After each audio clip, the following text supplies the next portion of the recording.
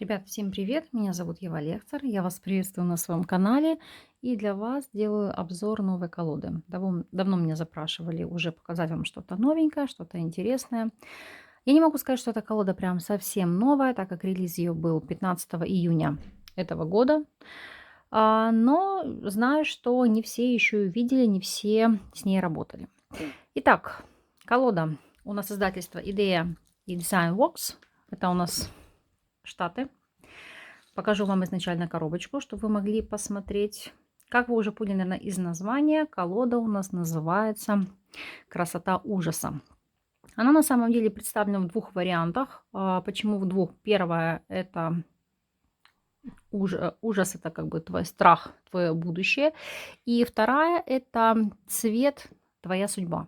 Ну, там та колода у нас идет полностью черно-белая, и вы должны ее разукрасить, тем самым, ну, скажем так, отрисовав те краски, которые вы видите в том либо ином аркане. Здесь она у меня полноцветная. Поставлю вам немножечко вот так, чтобы она не сильно бликовала, поскольку коробка очень большая, сложно уместить мне вам ее в экран, чтобы вы видели. Но покажу пока вот так вот. Итак, автор-иллюстратор у нас Алан Роберт. Скажу честно, ранее колоды этого автора я не видела. Давайте посмотрим, как изготовлена данная палуба, как принято называть. Ну, тут это сбито, это по моей вине. То есть колода мне пришла в нормальной, оригинальной упаковке, поэтому с этим никаких проблем не было. Единственное, могу сказать, что она была упакована, и сзади еще лежал большой цветной ознакомительный лист. Итак, открываем. Вот этот ознакомительный лист, который у нас был прикреплен с обратной стороны колоды. Сейчас вам его покажу. Вот такой он. Здесь, в принципе, видите, рассказывается об иллюстраторе и, в принципе, из чего состоит эта данная колода. То есть, что помимо 78 карт есть еще и книга. Ну и, в принципе, где вы это можете заказать. То есть, есть непосредственно ссылки на само издательство. Потому что знаю, что будете запрашивать, где купили. Вот, обратите внимание. Вот, thebeautyofhorror.com. Поэтому, кому нравится, пожалуйста, можете приобретать. Давайте знакомиться. Итак, руководство, он же мануал колоде. Давайте сначала посмотрим на него. Что он из себя представляет. Очень такая милая книженция. Кстати, мне часто пишут, что вот вы работаете на таких темных или страшных колодах. Ребята, это, знаете, темный или страшный, это через призму вашего восприятия. Объясню почему. Для вас это может быть страх и ужас, а мне, знаете, как комфортно их воспринимаю. И, соответственно, не будет какой-то негативной информации только потому, что вы считаете, что я работаю на темной колоде. Здесь речь не об этом. Итак, описана у нас структура, старшие арканы, младшие арканы и как работать с этой колодой, как ее читать. Вот сама структура. Покажу вам бегло так. Сам мануал. Ну вот видите, единственное, что могу сказать, что если будете разворачивать на вклейке, вот либо следы клея видны, либо, может быть, плохо прокрашено, не знаю, сложно сказать. Но вот видны такие моменты. Но для меня это не критично. Если для кого критично, то обращайте на это внимание, и тогда имеет смысл искать колоду без мануала. Хотя, если честно, я в другой интерпретации не видела. Она только в больших коробках, только в двух видах. Итак, что мы здесь замечаем? Описание идет аркана, ключевые слова и, собственно говоря, чтобы вы могли посмотреть перевернутое положение. Так, ну у нас маг, верховная жрица, император, простите, императрица, император и так далее, иерофант. Так по всем арканам. Книга полноцветная, очень хороший глянец, хорошая полиграфия, к этому претензий никаких нет. Будут ли для вас знаковыми эти знания?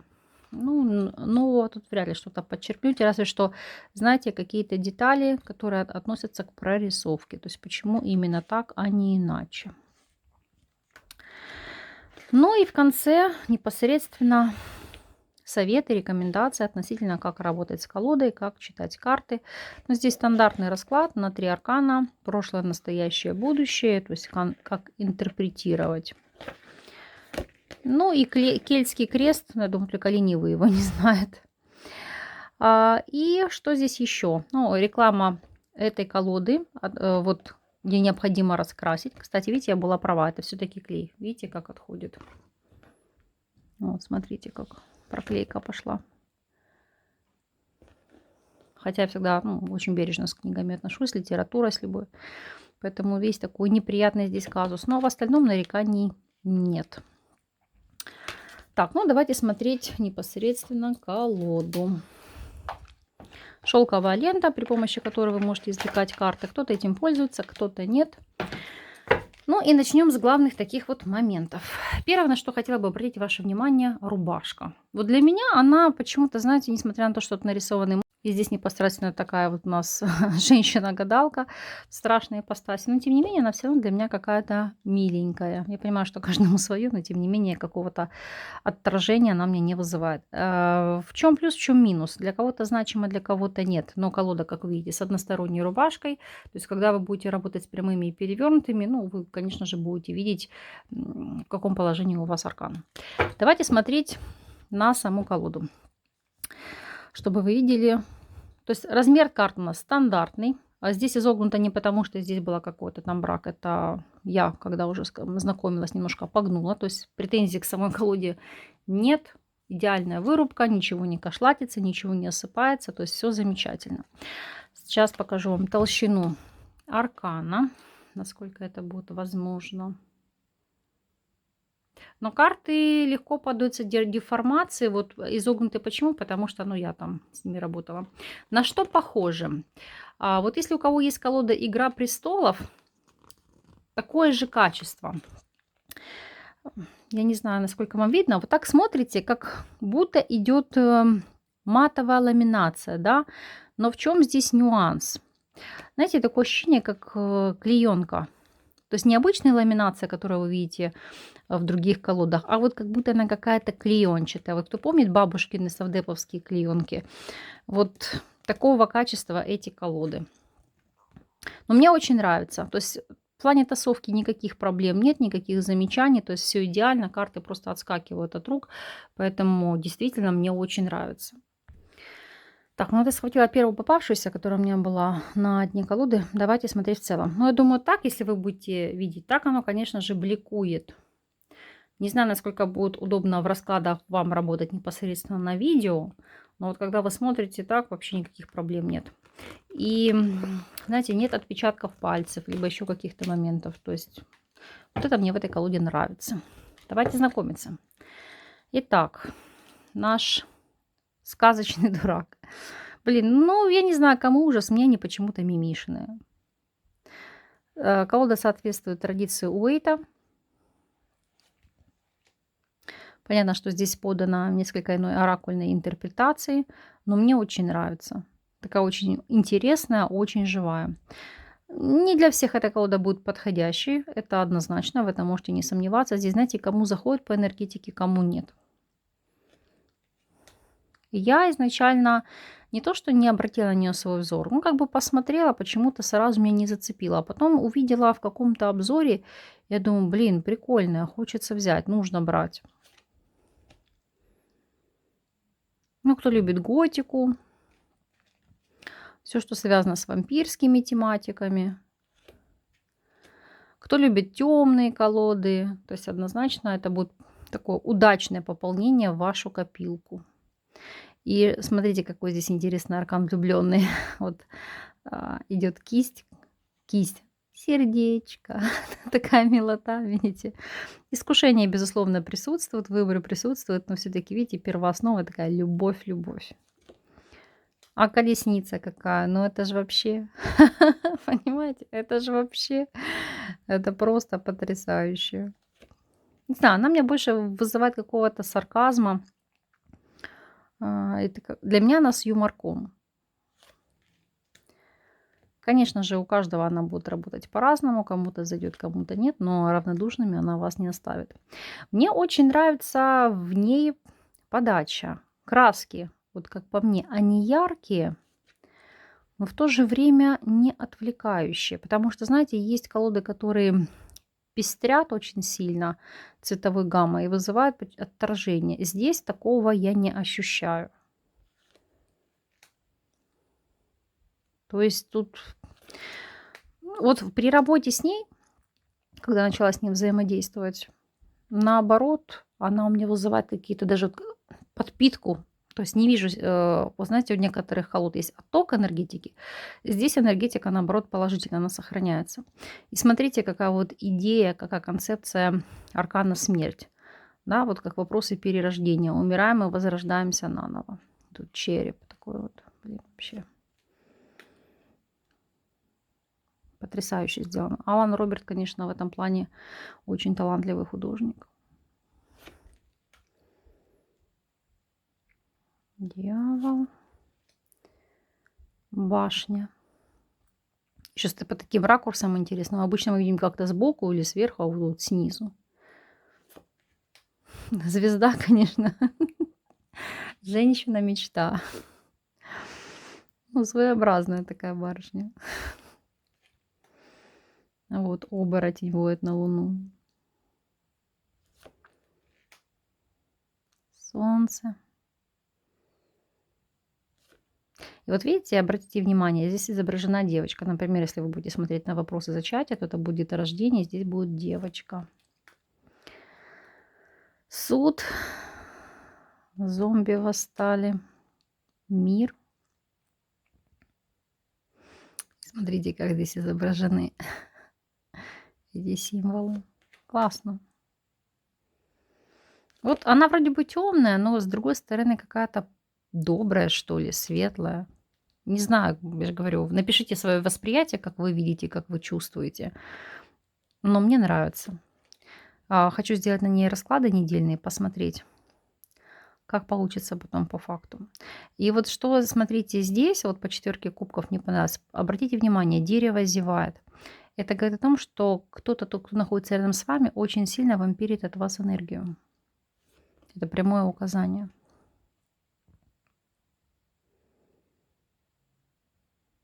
Пятерка кубков. Шестерка кубков. Девочку аж перекосила, когда увидела этого мальчика. Ну, честно, я не знаю. Это мне, ну, каждому по-разному, но меня так колода вызывает умиление. Это знаете, когда вы с кем-то раньше встречались, увидели бывшего, и такие, о, Господи. Я не знаю почему, но почему-то такие ассоциации. Так, семерка кубков. Ну, то есть прорисовка исключительно такого классического плана, плюс-минус какие-то полутона. Ну, даже новичкам не будет как бы тяжело в работе с ней. Видите, клоун, оно. Почему девятка кубков? А человек любит свою работу, любит то, чем он занимается, получает от этого воодушевление. Десятка кубков. Паж, такой ми-ми-ми. Рыцарь. Королева кубков. Король кубков. Туз пентаклей. Но обратите, как он изображен. Видите, какая пентаграмма? За все придется платить.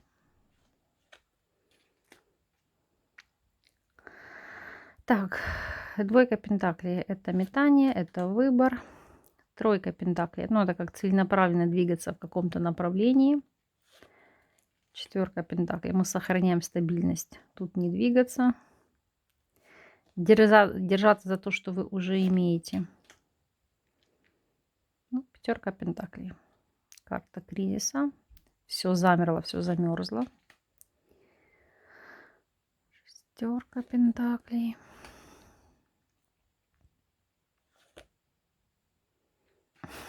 Трудоголик. Ну, чисто я. Вот просто. Это так выгляжу каждый день после работы. Так, девятка пентаклей.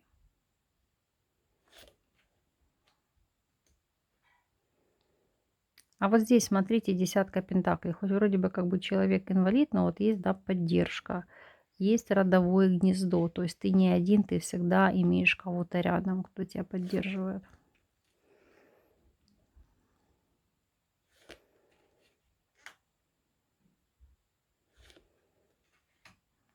Моя карта королева пентаклей. бабушку. Бабушку в старости.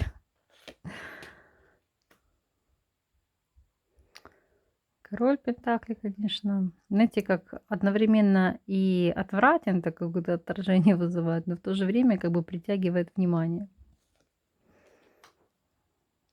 Так, пошла у нас масть мечей.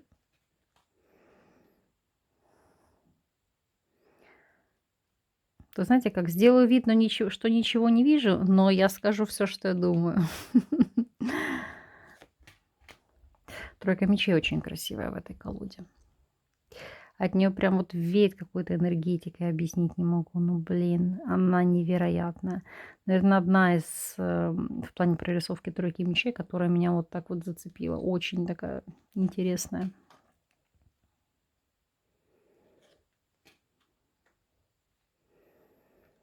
Пятерка мечей. Вот почему меня часто вы меня спрашиваете, почему пятерка мечей это карта ахиллесовой пяты или битва, в которой нет победителей, есть одни проигравшие. Потому что, по сути, зомби, да, тут вспороты кишки и так далее. Это говорит о том, что человек, с одной стороны, добился, чего он хотел, он победил врагов, но он же при этом мертв. То есть эта ему победа не приносит уже ни радости, ничего. Это, знаете, как вопрос неуправляемого интеллекта. Шестерка мечей. Семерка. И что мне нравится, что младшие арканы не подписаны. Для новичков это, возможно, может быть трудным, хотя, мне кажется, и так посчитали здесь. Все понятно, все очевидно. Но нет лишних надписей, они как-то не отвлекают и дают возможность полностью погрузиться в картину.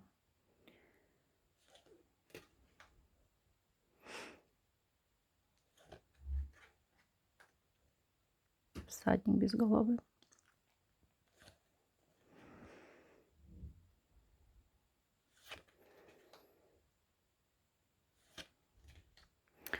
Так, масть жезлов у нас пошла.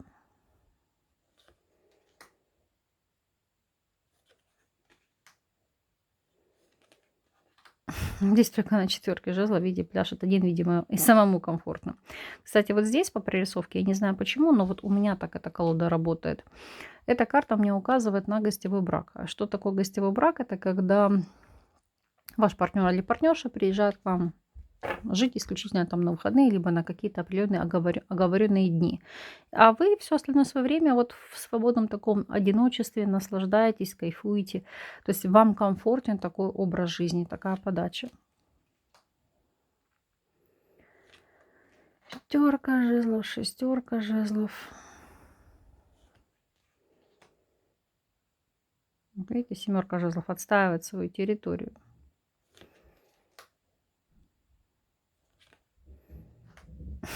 Какой милаш. Девятка жезлов. Десятка жезлов, паж. Рыцарь. Просто страстный герой-любовник. Лошадь в шоке. Вот королева жезлов, наверное, самая приятная из прорисовок, которые здесь есть. Именно в плане женской ипостаси. Кися какая. И король жезлов. Ну, вот такая вот колода. Я понимаю, что не для всех, так сказать, эти предметы подходящие, но надеюсь, что все-таки она найдет отклик в ваших сердцах. В любом случае, если она у вас есть в работе, напишите мне, как она с вами взаимодействует, разговорчива ли, насколько точно отвечает на ваши вопросы, довольны ли качество. Ну, то есть все какие-то конструктивные моменты в плане позитива, в плане негатива, что вы видите по этому инструменту. А если у вас такового инструмента нет, то просто ваши впечатления о данном продукте и хотели ли бы вы его себе приобрести. Я вас искренне благодарю за просмотр. Он, напомню, с позиции визуального ряда. Я не даю каких-то емких, громких характеристик, потому что с каждым из нас карты говорят по-разному. Но, надеюсь, этот визуальный ряд вам поможет определиться и сделать для себя правильный выбор. Искренне благодарю вас за просмотр. С вами была Ева Лехцер. До новых встреч.